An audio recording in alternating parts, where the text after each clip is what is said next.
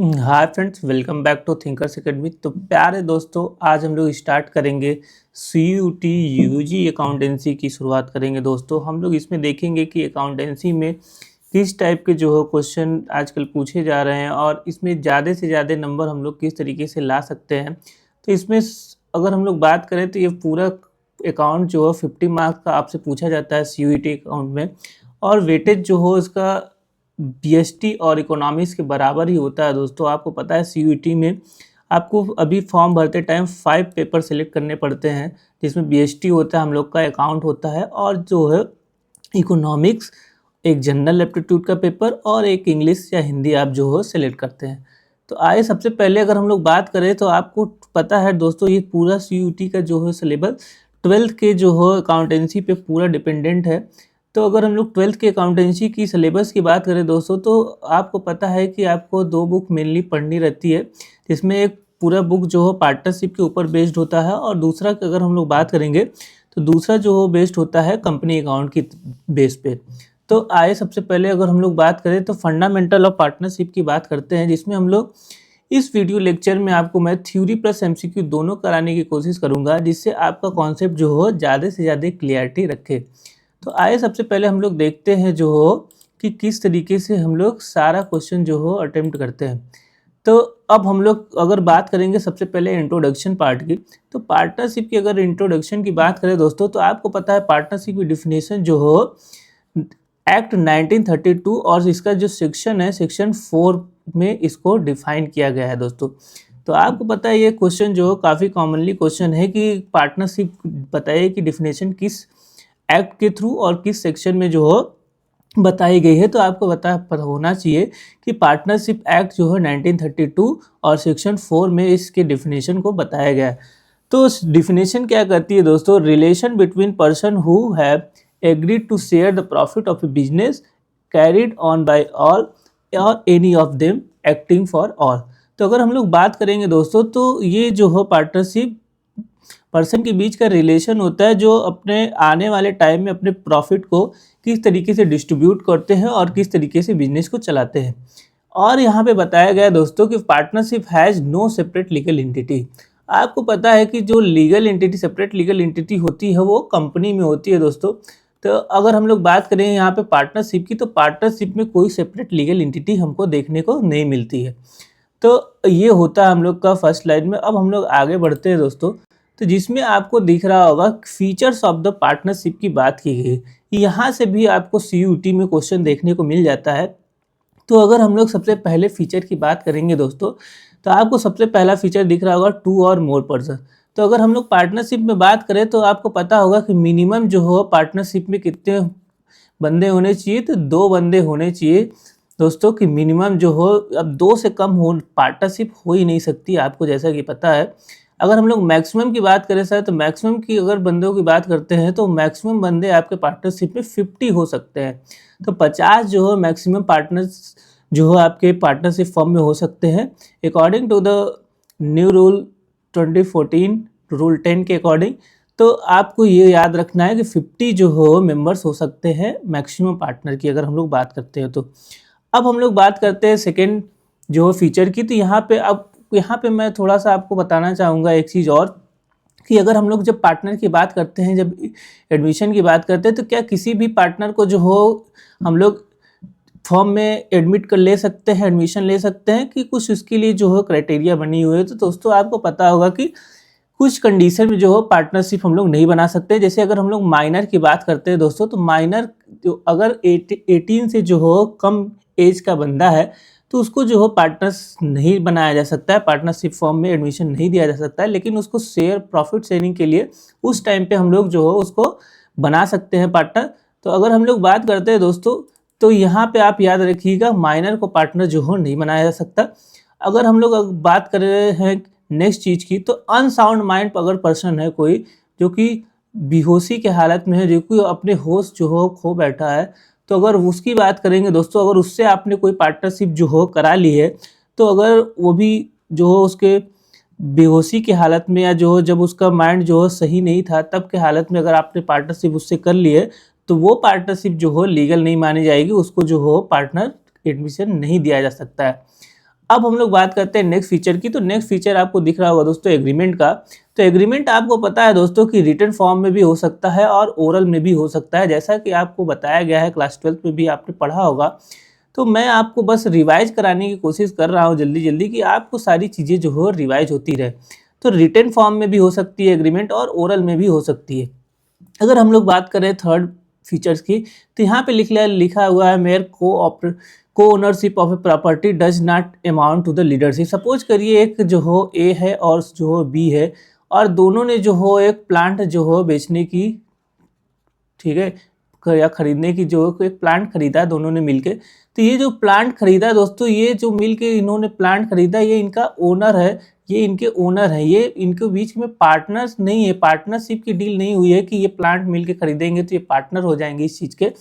तो ये ओनर कहलाएंगे दोस्तों, ये पार्टनरशिप यहाँ पे नहीं होती है। तो यही बोल रहा है कि आप जो कोई प्रॉपर्टी खरीदते हैं, ठीक है, तो वहाँ पे आप पार्टनरशिप, दो बंदे जो मिलकर अगर प्रॉपर्टी खरीदते हैं तो वहाँ पे पार्टनरशिप अलाउ नहीं होती है, ठीक है, वहाँ को ओनरशिप या ओनरशिप अलाउ होती है। तो अब हम लोग बात करते हैं अगर नेक्स्ट की, तो यहाँ पे लिखा है दोस्तों म्यूचुअल एजेंसी। आपको पता है कि अगर बात करते हैं हम लोग म्यूचुअल एजेंसी का मतलब होता है कि हर पार्टनर जो हो अपने आप में प्रिंसिपल भी होता है और एजेंट का भी काम करता है। तो ये होती है हम लोग की mutual agency. Sharing of profit की बात करें तो जैसा कि पार्टनरशिप एक्ट या पार्टनरशिप डीड में दोनों पार्टनर के बीच में या जितने भी पार्टनर हैं उनके बीच में जो भी एग्रीमेंट होता है, तो वो चीज़ें उसमें देखने को मिलती है। लायबिलिटी ऑफ पार्टनरशिप की बात करें दोस्तों, तो आपको पता है लायबिलिटी ऑफ पार्टनरशिप जो हो अनलिमिटेड होती है पार्टनरशिप में। अगर हम लोग बात करते हैं कंपनी में, तो कंपनी में जो हो लायबिलिटी जो हो लिमिटेड होती है, आपको पता है, और पार्टनरशिप में जो लायबिलिटी होती है वो अनलिमिटेड होती है। अब हम लोग बात करते हैं अगर नेक्स्ट टॉपिक की, तो नेक्स्ट टॉपिक आपको दिख रहा होगा दोस्तों general provision if no partnership deed. तो यहाँ पे बात की गई है कि अगर पार्टनरशिप डीड जो हो साइलेंट हो तो हम लोग जो है किस तरीके से पार्टनरशिप को आज चलाएंगे। अगर सबसे पहले आप याद रखिएगा यहाँ पे दोस्तों, अगर हम लोग बारी बारी से बात करें दोस्तों, तो यहाँ पे सबसे पहले अगर हम लोग बात करते हैं इंटरेस्ट ऑन कैपिटल की। अगर सपोज करिए जो हो कोई भी इंटरेस्ट ऑन कैपिटल जो हो पार्टनरशिप डीड में नहीं दिया गया है, तो क्या कोई परसेंटेज जो हो एक्ट के द्वारा डिसाइड किया गया है कि इतना ही दिया जाएगा? तो ऐसा कोई भी चीज़ नहीं है दोस्तों।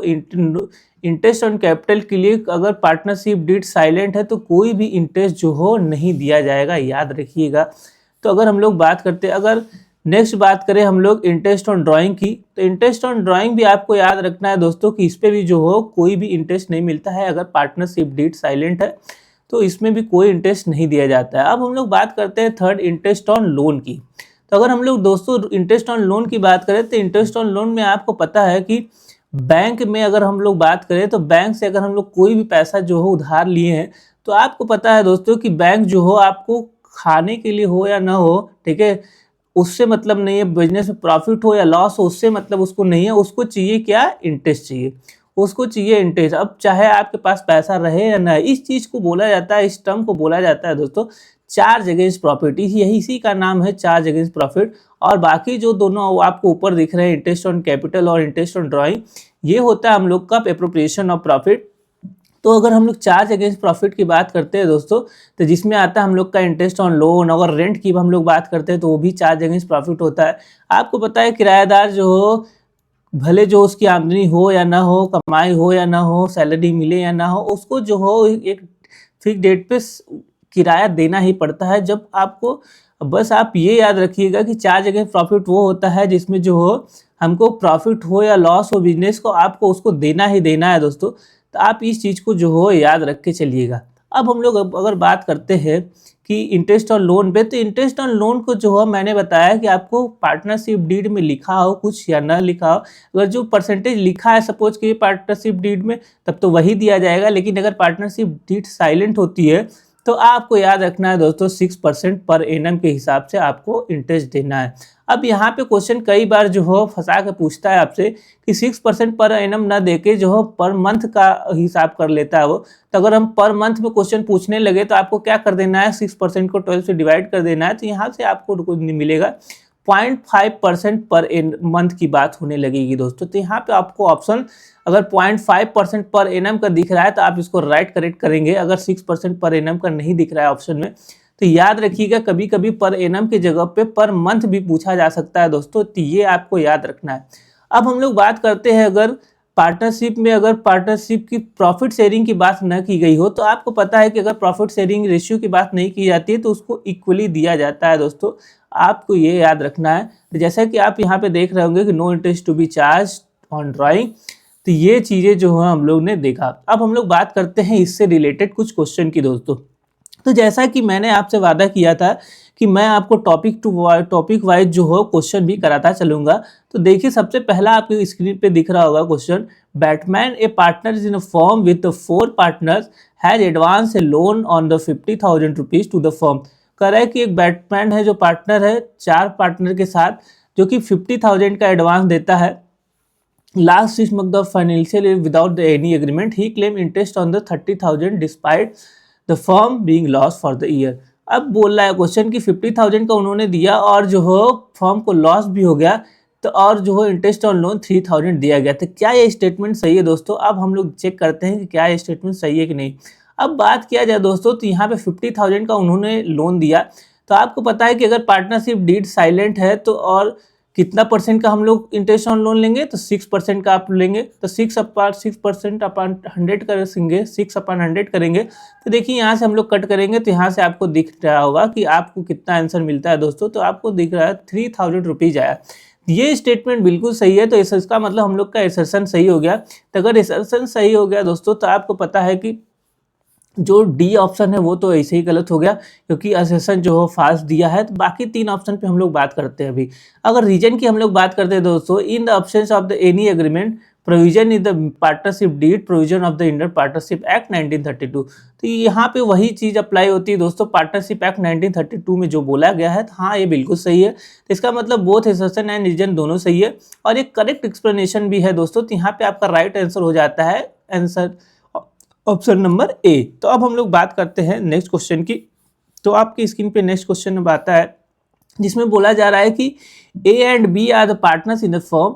ठीक है, अगर बात करते हैं 3 लोग पार्टनर हैं ए बी सी। ए जो हो 2 लाख रुपया यूज करता है फर्म में विदाउट, ठीक है, belonging to the firm without information to the other partner. वो जो है चोरी से 2,000 रुपया निकाल के कहीं यूज कर लेता है दोस्तों, और उसको जो हो 35,000 का यहाँ पे उसको जो हो प्रॉफिट हो जाता है। इस 2 लाख रुपीज को यूज करने के बाद कहीं पे वो जो है घपला करके कहीं पे जो बिजनेस लगा देता है पैसा को, और उसको 35,000 का जो प्रॉफिट देखने को मिलता है। What decision should be taken by the firm to the rectify this situation.